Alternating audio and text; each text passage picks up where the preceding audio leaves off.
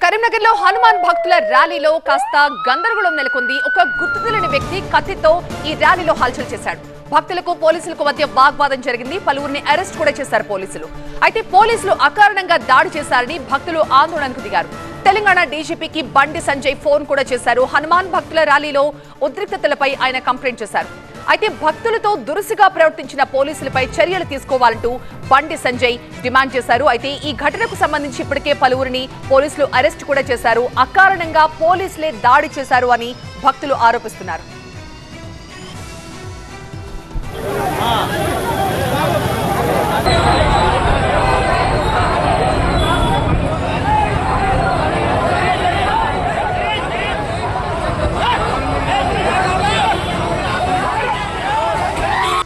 జరిగింది. ఈ గొడవలో ఏం చేయాలి? పోలీసు అధికారులు సమయం పాటించి ఆ ప్రశాంతతను నెలకొల్పే ప్రయత్నం, లా అండ్ ఆర్డర్ కంట్రోల్ చేసే ప్రయత్నం మీరు చేయాలి.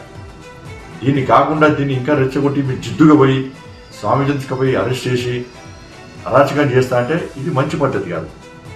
గతంలో అనేక సంఘటనలు జరిగినప్పుడు మేము సహకరించినాం, పోలీసుకు మేము సహకరించినాం.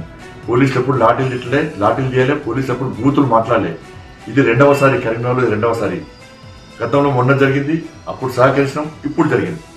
దీన్ని తప్పుడు వాతావరణం తయారు చేసే ప్రయత్నం మీరు చేయద్దు. మా సహనాన్ని పిరికితనంగా భావించదు. అరెస్ట్ చేసిన స్వామీజీలను వెంటనే వదిలిపెట్టాలి, ఎలాంటి కేసులు లేకుండా వదిలిపెట్టాలి.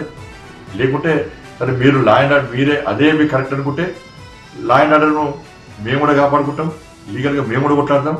దానికి అధికారుల బాధ్యత వహించాల్సి వస్తుంది. ఇప్పుడు వెంటనే విడుదల చేయండి. ఇది మంచి పద్ధతి కాదు. ప్రశాంతమైన వాతావరణాన్ని నెలకొల్పాలి.